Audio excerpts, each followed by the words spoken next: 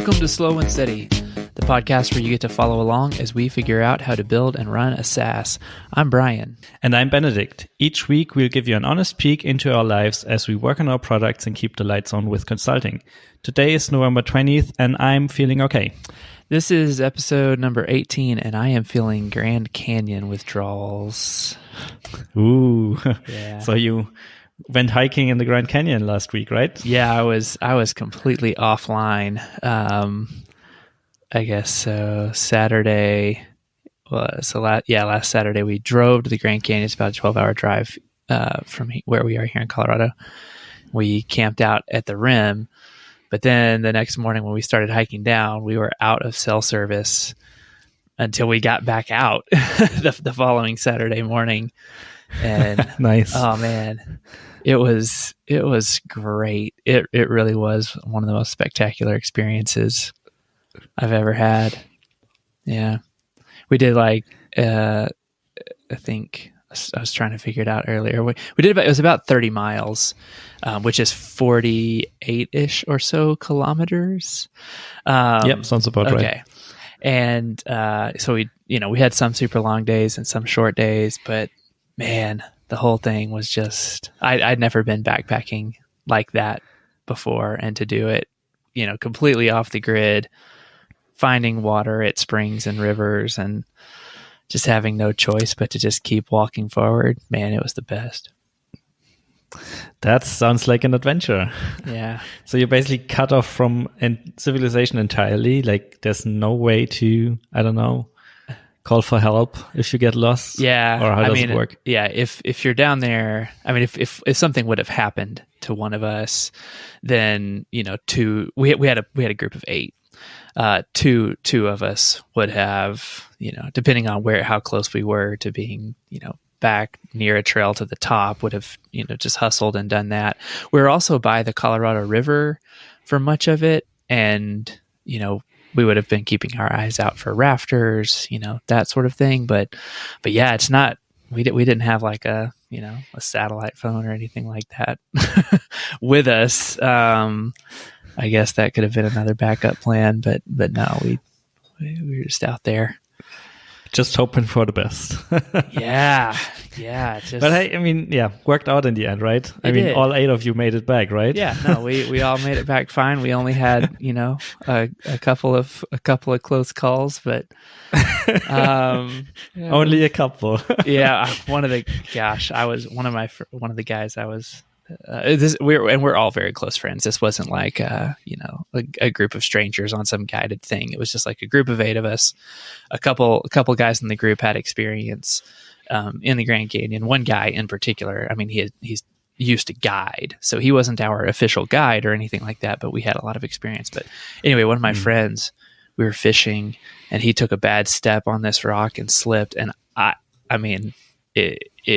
he had a giant bruise on his ankle. It could have been broken, and that would have changed the trip dramatically if that would have happened. But otherwise, no. Just like saw a scorpion or two, and kept ourselves away. And oh man, it was great, dude. I miss it so much. Seriously. Sounds like you had a great time. Mm-hmm. Big time. So I listened to the episode last week. It was awesome. Yeah, very thankful to Peter that he made it. Yeah. On the call very last minute, because I had someone else scheduled, but that didn't work out. A very short notice. So Peter was kind enough to rescue me and jump in. Yeah, he was great. It was fun to listen to you two. And experience and everything. We talked a lot about Branch, and for some reason, he never mentioned that he's going to launch it the very next day. Basically, the day the recording came out, he launched his product, but he never mentioned it once. That is surprising. Maybe he wasn't 100% sure it was going down. Or that's such a big milestone. That's such a big milestone for him. You've been building toward that for a little while. Yeah, that's true. Well, now the word is out. So if you've been listening last week and for some reason didn't notice that he launched, so check it out. Well, talk to me about Userlist. You get some good news there. Yeah, like I mentioned it last episode. We were thinking about applying for Tiny Seed, and we actually did apply now. So filled out the form, answered all the questions, submitted it, and now it's just waiting for and hoping for the best. We'll see. Like so far, nothing to report, but yeah. What was the main reason? What was the main reason that you and Jane decided to do that this time around? So one of the reasons was that we were thinking about going full-time for a while now. Yeah. And there was always the open question with Claire. Like, she was basically on as an advisor until now, and she still is, but she was basically vesting her shares at a slower rate. And it felt like, I think I talked about it in a previous episode, it felt kind of unfair for her to keep vesting at the same rate while Jane and I go in full time and put in a lot of work, like more than now. And she would basically retain a similar amount of shares. And we figured that one out. So she basically stopped vesting her shares. And was there verbiage or was there a mechanism in your legal documents that made that very, very easy, or was it a conversation that the three of you had to have? And fortunately, you're all three very cool humans, and so it worked out okay. Or was it like a legal mechanism that helped that happen? A little bit of both. So we had a conversation about this and basically discussed options, but the very fact that we have this vesting period of like, I think it's 4 or 5 years, like we have like percentages of the company, but build up that like full ownership of that percentage over, I think, 5 years. And that allowed us a year ago to basically reduce Claire's rate a little bit. So she would vest slower and it would take her longer to retain that full, to get that full amount of shares. Yeah. And we used that same mechanism to basically stop distributing more shares to her. So both Jane and I will continue getting our shares, and she will just stop at the at a number of shares she has by the end of the year. Yeah. Where did you all get your legal documents done? So this was something we had in our initial agreement, and if I remember correctly, Jane researched those from like templates of founder agreements, and we basically build our own based on 2 or 3 resources. Okay. And then when we incorporated, we had our lawyer that we hired for the incorporation draft, like send over proper legal documents. And basically he converted all the stuff we had in our initial founder agreement, which was just like a long document with a lot of rules and decisions. And he converted that into proper legal documents. Cool. So you the three of you kind of pulled together from templates a handshake agreement, like we're going to work off of this, but then you hired a lawyer to make it more watertight. Yeah, basically like that. Like we used the freeform founder agreement for like the first 8 months or so until we were at a step where we decided, okay, we have to properly incorporate this. Yeah. And that's when we made a jump and got proper paperwork, I guess. That's I think people should also listen to Jane on Startups for the Rest of Us. That episode was really, really good. And one of the things that I was most curious to dig into a little bit more was how you all got your legal documents together, like how much time that took, how much did you invest in it? And the reason is because y'all now have a very good example of what happens when you get a little bit further down the road and one of the founders wants to remain involved. It's not a falling out or anything, but priorities and times are shifting, and the three of you have navigated that quite effectively. At least it seems from the outside. I'm sure it was I'm sure there's more drama or something, on the inside. Yeah, but whatever. I mean, you navigated it, and I think it would be really helpful to I was just curious more about the details of how those documents came together and how they were. I think like I can probably dig up those templates we used for the initial founder agreement. Yeah.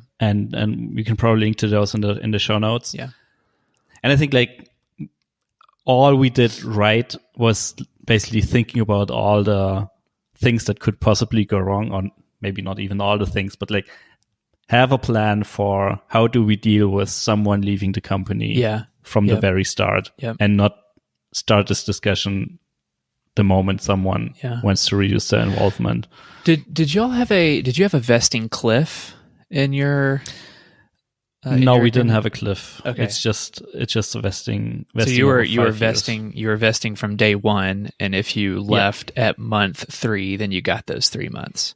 Yeah. Okay. Yeah. Did y'all ever talk? A pretty common thing is that you start vesting from day one, but there's a point at which, like, and it's usually 1 year, that if you leave before a period of time, then you lose everything. Did y'all ever talk about using that sort of approach? We talked about it a little bit, but we felt like it's kind of unfair because like the vesting is kind of the payment in the first couple years. Yep. And we figured that like any contribution from the start is a valuable contribution. Yeah. So we didn't want to have like someone work on it for a year, then for some reason have to drop out and then be left with nothing. That felt a little bit weird to us, so we decided against having a cliff. Cool. Yeah, that makes complete sense. A lot of times, but true. Because a lot of times when you're vesting, there's a cliff, but you're also getting a salary in the meantime. So there's an equal exchange. Okay, yeah, that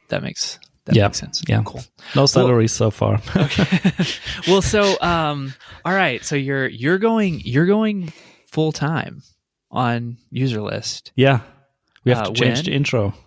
Yeah. Oh man.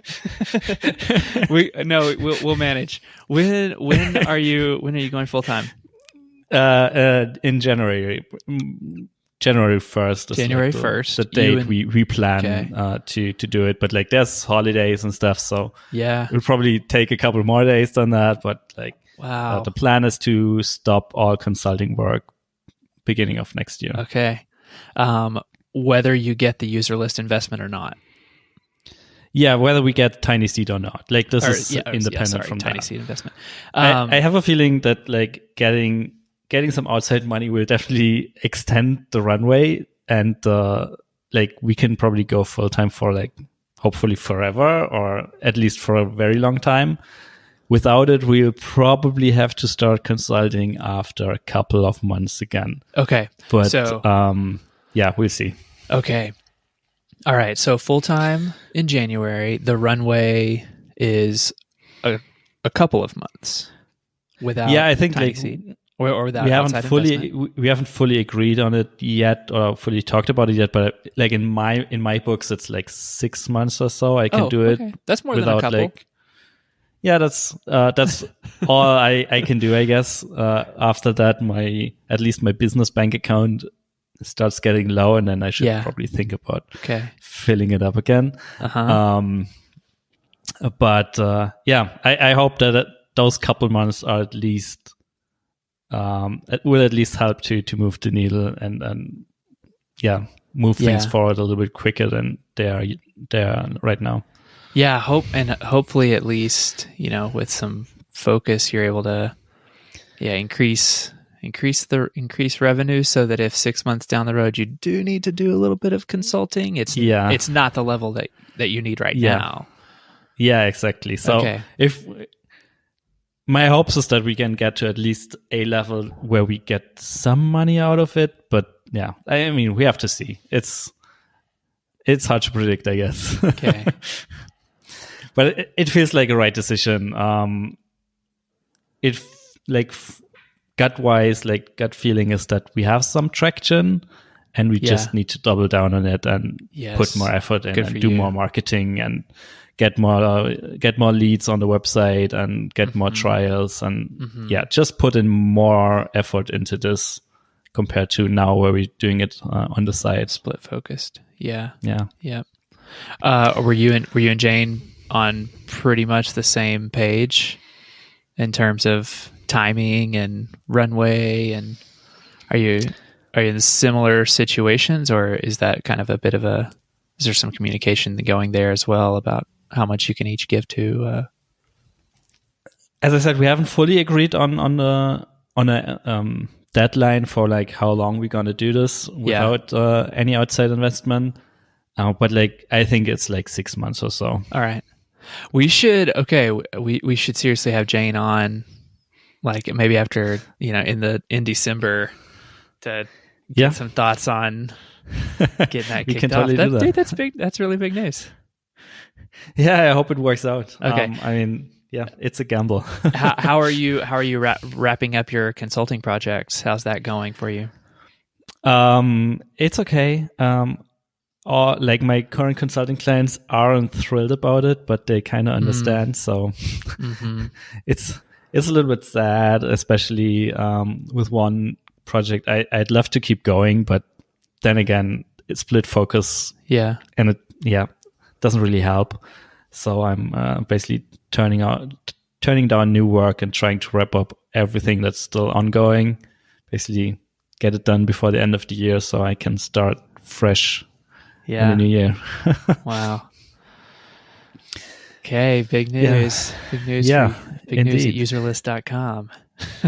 Yeah, that's the other thing. We migrated the website from IO2.com. That was an interesting day because like I don't like that. Like we're using WordPress at SiteGround, and their backend and configuration interface is super weird.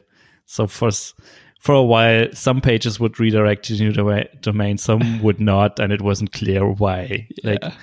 It took a while to figure it out. But now it looks like everything's probably redirecting. I think Google already picked it up. So yeah, that's good as well. What's new with you? Like, do you have a name for your new thing? I'm really kind of zeroing in on Foothold. Foothold. Okay. Yeah.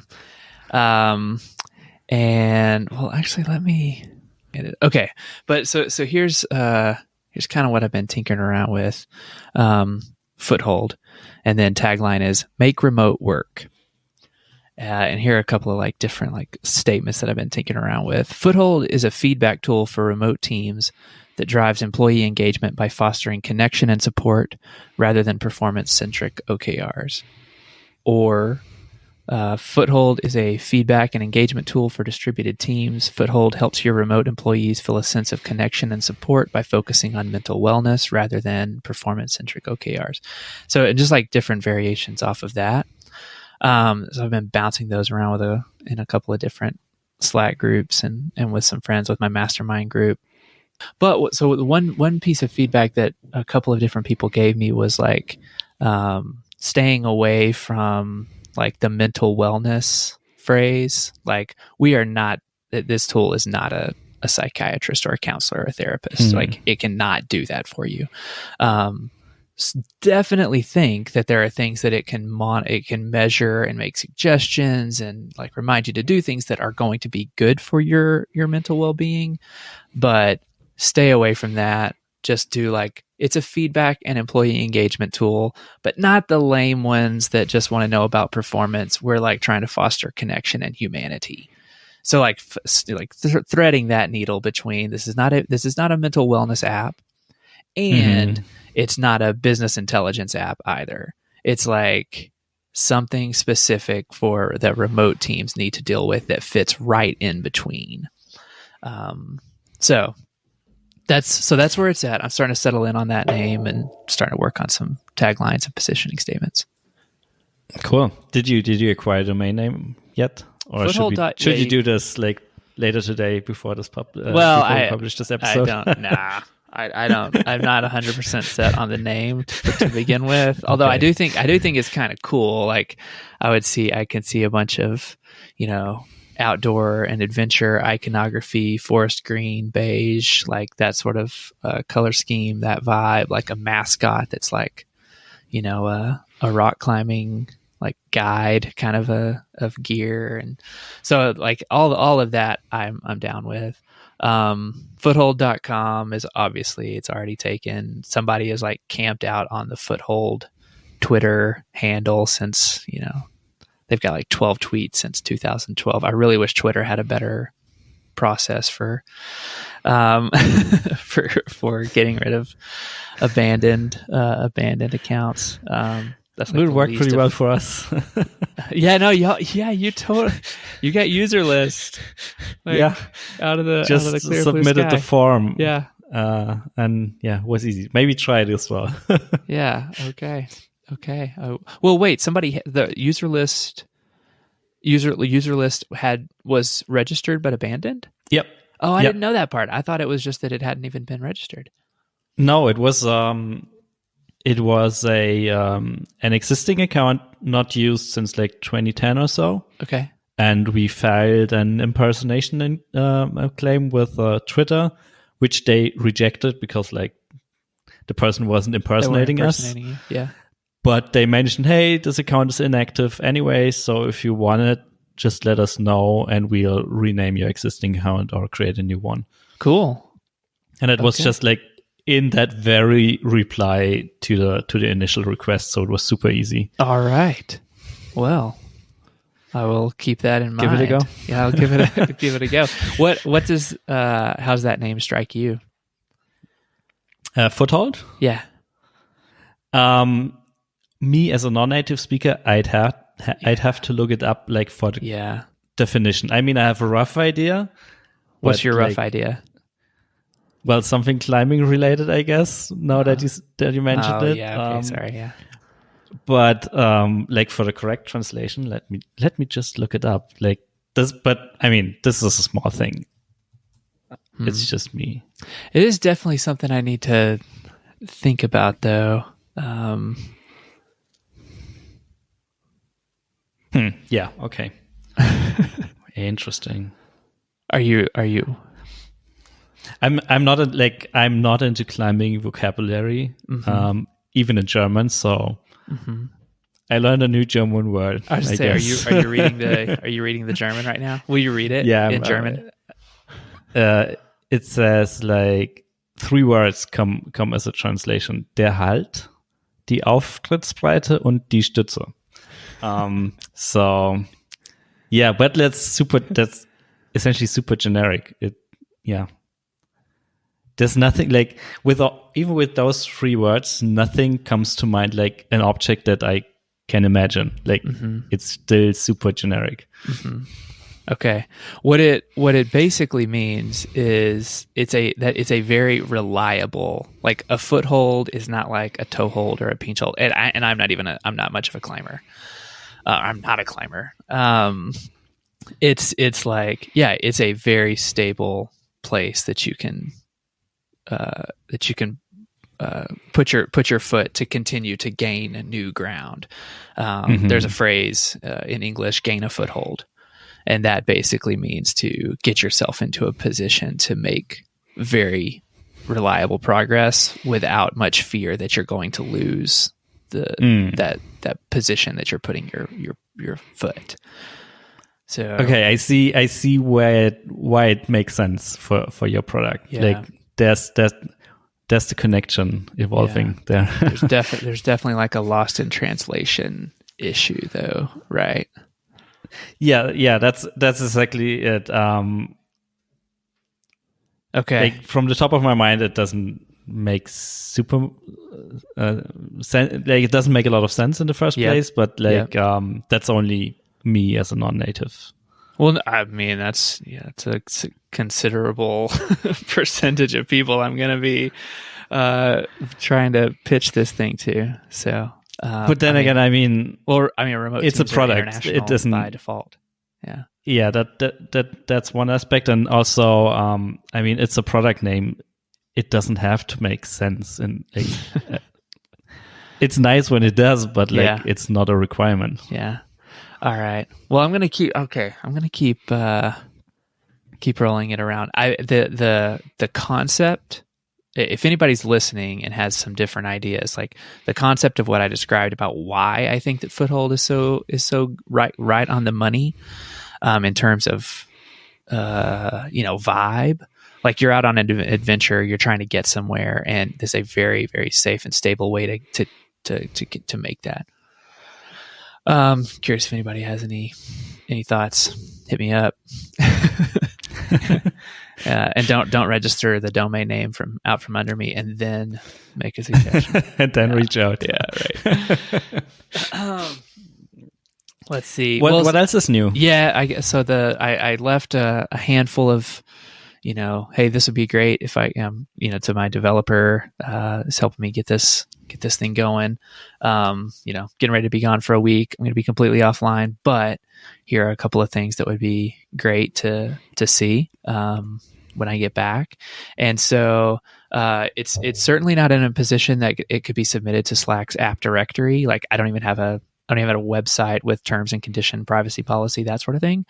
But it is now in a place where it can be installed via URL. And so I can share it with somebody, explain, hey, Slack's going to put a bunch of additional, notices in front of you, but this is why.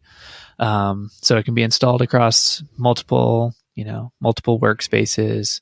The onboarding it's just so clunky. Like it just like, it just like makes me itch. But I got to get over that and start trying to sell it to some folks. Because it is now in a place that like, oh yeah, okay, I can squint and I can see this working. So I got to do that. Just yesterday morning, I interviewed, Ben Orenstein for, my other podcast, Bright and Early. And cool. Like, actually, no. It was Monday, not yesterday. It was Monday at 9 a.m. So I was like, first thing coming out of the, Grand Canyon vacation is boom, like on a podcast interview with Ben. But, so it was like 0 to 70. But a really good part of the conversation is talking to him about how much pre-selling he did for Tuple. And that I found that to be pretty inspiring because he was out there selling it and running credit cards before the product existed. Mm-hmm. And so I was like, whoa, how does that work? I get that, you would get a commitment, and take the credit card, but not run it until you've delivered the product. And it's like, no. The way we described it was we're going to run this now. You're paying for an annual plan. We're going to run the card. We're going to use this money to hire some contractors and help us make progress, but we're not going to start the clock on your annual plan until we've delivered it. Yep. And so I was that felt like a good kick in the pants, to me of like, Brian, there are ways forward and it. And the advice there's no excuse. There's no excuse. And the advice I always give to clients is, hey, yeah, you got to ship before you're proud of it, blah, blah, blah. All right, buddy, put your money where your mouth is. Gosh, so funny to be on both sides at the same time. Yeah. It's so much harder to apply that advice you always give to your consulting clients to your own business. Yeah, it's always easier to like give good advice and to see the obvious way forward when you're not the one at the center of the point of view. Yeah, that's just a way of life. The pre-setting thing is really helpful. Like we did the same thing for Userlist. Basically, the exact same setting thing? up the exact same thing. We had a small landing page up and asked people for their credit cards, and then basically ran the credit card right away and applied credit to their Stripe account. And once they started using Userlist, we would start using that credit combined with a coupon code. So I think we sold it at, you get 6 months of Userlist at 30% off or something like that. Okay. And once they started using it, we would, we onboarded them earlier, but at some points we decided the product is good enough. So we start charging, and then we basically used their pre-sold credit until it was like used up. Yeah. Okay. How much pushback I'm imagining like pushback or needing to do refunds. Like what problems came up in that you had to overcome? None. Okay. So I have to admit we sold fewer spots than we anticipated, and we said like we want to at least sell. I think it was like we want to at least sell 10 pre-selling seats or whatever, and we only sold 5, but we felt good enough about the quality of the interested people that we decided, okay, this is probably worth it, and we'll continue doing it. There's still so of those 5, I think only 2 actually started using Userlist. So I think there are 3 that we still potentially have to refund, but so far they haven't asked for it. So okay, yeah, okay, and that money is spent presumably, but the credits exist against that person's account.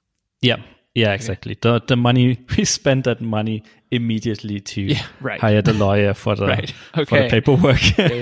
Just bring it back to full circle. Yeah. Okay. All right. Well, that's more inspiration. Just need to get my butt in gear and do it. And like, if you want, like, back then I wrote a super, super small Rails app that would just has a form on it and Stripe integration to charge the card. Oh. If you want a code for that, just let me know. Yeah, I do. Yes, please. No problem. I can send it over. Okay. I will say, I don't think I lean on the fact that you're a much better Rails developer than I am. I don't lean on that enough. I was struggling with something yesterday for one of my clients, and I was like, what is going on here? And I'm sure it's just like super simple for you and for my friend Richard, who I've mentioned a bunch of times, just like banging my head against a monitor, feeling like this is a 15-second fix for either of these two guys. I think I mentioned it before. Please just reach out. I'm happy to help. Cool. All right. What else, man? That's about it. Like, I made some progress on the app, but nothing revolutionary. Just like finish the UI for the in-app messages, like on the Userlist side. You can select the channel and stuff like that. Cool. I guess and all that. Go ahead. Sorry. And all the refactoring I did a couple weeks back really paid off. So now I have 2 different types of messages in the system: one for email, one for web, and I use different renderers and produce different rendered message. One is an email, one is just an HTML snippet and stuff like that. So the only thing, it's still a lot, but like the only thing missing is building an API for that. So the in-app widget can pull the data and then show it. So hopefully I can get something working by the end of the year. Okay. Well, okay. That's what I was going to ask, is if, because you're going full time in January and you need to wrap up all of this client work, are you and Jane sort of giving yourself permission to say, okay, the next number of weeks here might be like 80 to 90% client work, and we're going to not make very much progress on Userlist? Or what's your balance going to look like? Yeah, like do as much Userlist as possible, but of course, like wrapping up the consulting projects is the main priority. So if for some reason I don't get to work on it for a lot, then that's just how it is. Like, I think it's more important to wrap it up at the end of the year, like the consulting project, than to drag them on into January and basically continue the situation with having 2 things on our plate for longer than necessary. All right. But still, if I can ship a first version of in-apps before the end of the year, that would be cool. That would be big. That would be good. Yeah. Okay. Well, show notes at slowandsteadypodcast.com.